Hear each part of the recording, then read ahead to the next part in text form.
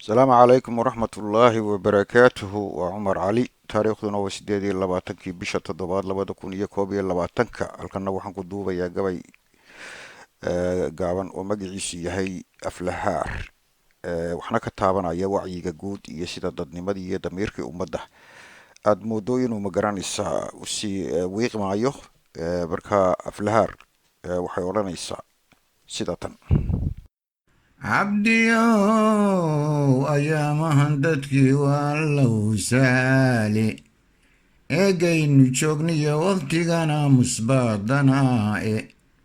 malahay dibnaha awdabay ku anfacroonayde haddiise aadi weydiisay waan ku agmarayaaye alif laaxinkaa galay baqruu kugu adkaadaaye dad hadduu ku aamino xaqa lagu itaalaaye ehelkaaga lama daayaciyo ood midku xigaaye agoomaha kuwii duudsiyaa sheegta awliyooe iimaanku wuxuu saaran yahay dollar araggiise wax damiirka lagu iibsadaa u bidaarahaaye ajasheeda kii gooyay bay u ashkatootaaye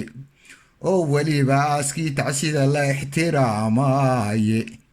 aflahaaradii baabatiyo uurdilaalada ee daraqoonta kaba oomaniyo u fanaataliye afarta murtida aana qaran unugyadeediidhe ardaayaaba loo kala xidhiyo edegyo shayddaane haddeer waxa la kala iibsadaa aadamaha qaare kuwii aan aqoon-yahan bidnee loo egmaday daarta sidii wanan ahmina baa dilaal adhaxda taabtaaye intaasoo horraysiyo dambaa lays ilaaqaaye ogolweeyaiyo faasax baa lagu afgooyaaye islaam maaha ruuxii axdiga eexka gala weyne inta uurmuggii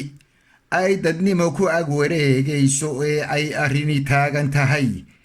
eligya soofaysan ama uu abaallaawa yahay kaad arbaha mooday ee aad cid aad aamintoo wursan garan weydo ama aafo garan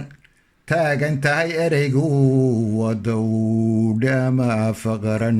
taagan tahay ereygu wadawdhe wabilaahi towfiiq